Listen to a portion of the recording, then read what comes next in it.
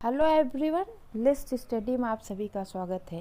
बच्चों, आज हम आप लोगों को कृतिका पाठ एक माता का आंचल, जिसके लेखक शिव पूजन सहाय हैं, इसको पढ़ाएंगे। आपने इससे पहले हमारा विज्ञापन जो पढ़ाया है उसको ज़रूर अच्छे से तैयार कर लीजिएगा। उससे पहले हमने पत्र पढ़ाया, उसको भी हूबहू वैसे ही जो फॉर्मेट है लिखना वैसे होगा। ये सब आप अच्छे से तैयार करते चलिए और आपके एग्ज़ाम के लिए बहुत ही इम्पॉर्टेंट है। और माता का आंचल आज पढ़ाएंगे, इसको अच्छे से सुन लीजिएगा तो क्वेश्चन आंसर अपने आप कर लेंगे, क्योंकि ज़रूरी नहीं कि बुक के क्वेश्चन आंसर आपके पेपर में देखने के मिलें। और एग्जामिनर अपनी तरफ से पेपर में क्वेश्चन बना के देगा, तो आप अगर पढ़े रहेंगे तो आप आराम से कर पाएंगे।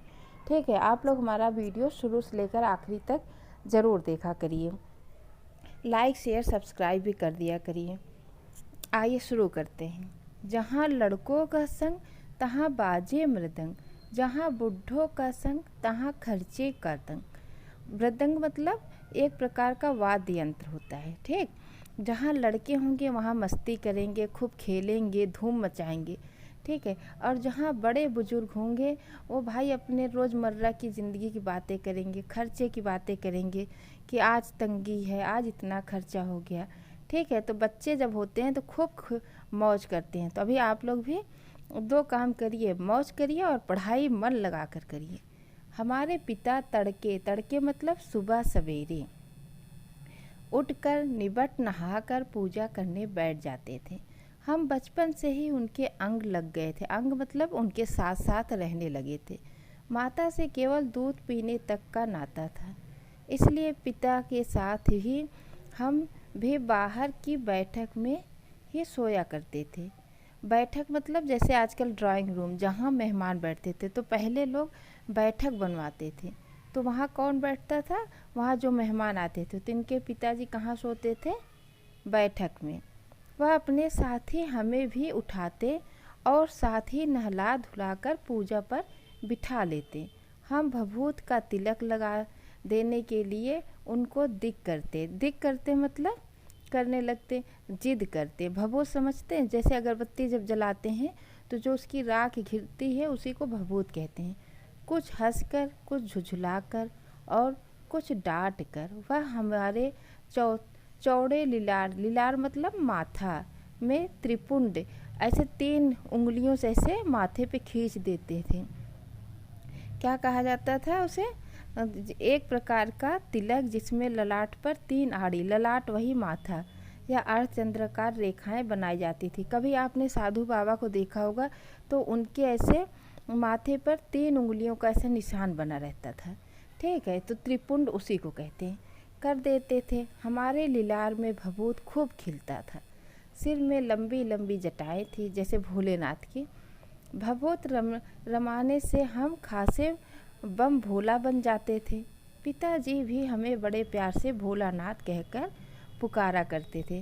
जैसे आप लोगों का भी घर का कोई नाम होगा, प्यार से कोई आपको बबलू, कोई टिंकू, रिंकू बुलाए जाते होंगे, और स्कूल का नाम अलग होगा।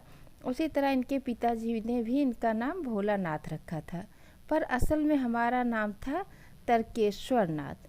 पहले नाम बड़े बड़े होते थे और भगवान पर भी आधारित होते थे। हम भी उनको बाबूजी कहकर पुकारा करते थे और माता को मैया। जब बाबूजी रामायण का पाठ करते तब हम उनकी बगल में बैठे बैठे आईने में अपना मुँह निहारा करते थे। जब बच्चे छोटे होते तो आईना खूब देखते हैं, उसे प्यार से पुच्ची भी देंगे, बहुत प्यार करेंगे।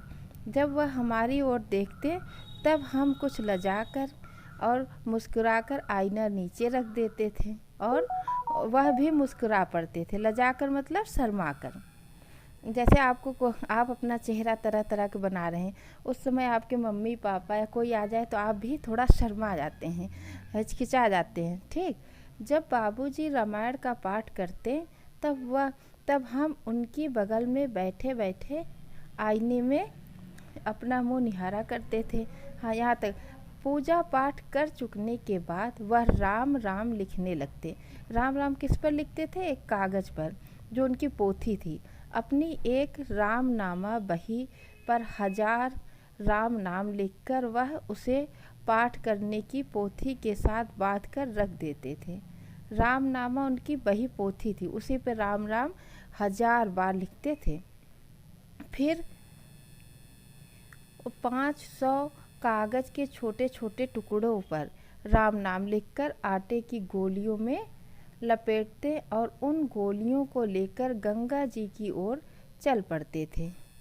फिर क्या करते थे, गंगा जी की ओर चल पड़ते थे, मतलब उन्हें मछलियों को खिलाने के लिए उन गोलियों में के अंदर जो आटा लेते थे, तो उन कागज़ की पुड़ियों को उस गोलियों के अंदर अच्छे से गोला बनाकर लपेट देते थे।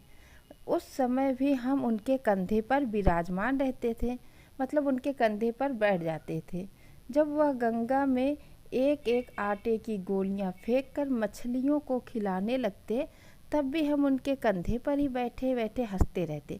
जब मछलियां खाती रहती तो वो देखता रहता था बच्चा और हंसता रहता था। जब वह मछलियों को चारा देकर घर की ओर लौटने लगते, तब बीच रास्ते में झुके हुए पेड़ों की डालों पर हमें बिठाकर झूला झुलाते थे। जैसे पेड़ झुके नहीं रहते थे, तो कोई डाली नीचे कोई ऊपर, तो उस पर बैठा। कभी आप लोग बाग में गए हैं तो अगर गए होंगे तो ज़रूर जानते होंगे, तो उस पर बैठाल कर अपने बेटे को वो झूला झुलाते थे।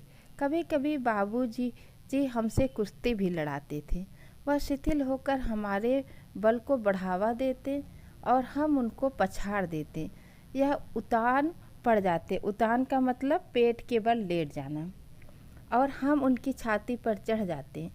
और जब हम उनकी लंबी लंबी मूछें उखाड़ने लगते, तब वह हंसते हंसते हमारे हाथों को मूछों से छुड़ाकर उन्हें चूम लेते, मतलब अपने बेटे को प्यार करते। फिर जब हमसे खट्टा और मीठा चुम्मा मांगते, तब हम बारी बारी पर कर अपना बायां और दाहिना गाल उनकी ओर फेर देते। जैसे छोटे बच्चे होते तो बोला जाता है कि मीठा पुच्ची दो, तो आपने क्या खाया, हाँ अरे वाह बड़ा मीठा है, ऐसे सब कहते हैं। माँ अपने बच्चों से ऐसे कहती है, अच्छा ये खाया बहुत कड़वा है, तो फिर मीठा दे देते हैं। उसी तरह से ये बच्चा भी अपने पिताजी को देता है। बाएं का खट्टा चुम्मा लेकर जब वह दाहिने का मीठा चुम्मा लेने लगते, तब अपनी दाढ़ी या मूछ को हमारे कोमल गालों पर गड़ाते थे। जो उनकी दाढ़ी होती थी, जब ऐसे रगड़ते थे तो उसको गड़ता था। हम झुझलाकर फिर उनकी मूछ नोचने लग जाते थे। इस पर वह बनावटी रोने लगते और हम अलग अलग खड़े होकर खिलखिलाकर हंसने लगते थे, झूठ मूठ के रोने लगते थे। तो बच्चे को बड़ा मज़ा आता था, है ना, कि हमने अपने पिताजी को वो मतलब इतना ज़्यादा परेशान कर दिया कि वो रोने लगे। छोटे बच्चे चुप भी कराते थे। उनके साथ हंसते हंसते जब हम घर पर आते, तब उनके साथ ही हम चौके पर खाने बैठते, मतलब जहाँ खाना खाया जाता था पहले उसे चौका कहा जाता था। वह हमें अपने ही साथ हाथ से फूल की एक कटोरे में गोरस और भात सान कर मतलब मिलाकर, गोरस मतलब गाय का दही या दूध जो भी था खिलाते थे। जब हम खाकर आफर मतलब हमारा पेट खूब भर जाते, तब मैया थोड़ा और खिलाने के लिए हट करती थी। वह बाबूजी से कहने लगती, आप तो चार दाने के कौर से बच्चे को मुंह में दे जाते हैं। इससे वह थोड़ा खाने पर ही समझ लेता कि वह बहुत खाया है। आप खिलाने का ढंग नहीं जानते हैं। बच्चे को मुंह भर भर कौर खिलाना चाहिए। माँ को कभी नहीं लगता कि उसका बच्चा बहुत खाया है, और चाहते हैं कितना खिला दें, जबकि उसका पेट भर जाता है। अब देखिए, जब खाएगा बड़े बड़े कौर, तब पाएगा दुनिया में ठौर। ठौर का मतलब क्या है, स्थान, अवसर। देखिए मैं खिलाती हूँ मर्दुए मतलब मर्द, आदमी, क्या जाने कि बच्चों को कैसे खिलाना चाहिए। और महतारी मतलब माई, माता, माई, मैया के हाथ से खाने पर बच्चे का पेट भी भरता है। यह कहकर वह थाली में दही भात सानते और अलग अलग तोता, मैना, कबूतर, हंस, मोर आदि का कौर बना देती थी। बनावटी नाम से कौर बनाकर यह कहती थी कि यह खा लो, नहीं जल्दी से खा लो, नहीं तो क्या होगा, उड़ जाएगा। तो बच्चे उसे जल्दी जल्दी खाते थे। ठीक है, पर हम उन्हें इतनी जल्दी उड़ा जाते थे कि उड़ने का मौका ही नहीं देते थे। आज के लिए इतना ही। अगली वीडियो में हम इसके आगे बढ़ाएंगे। ठीक है, धन्यवाद।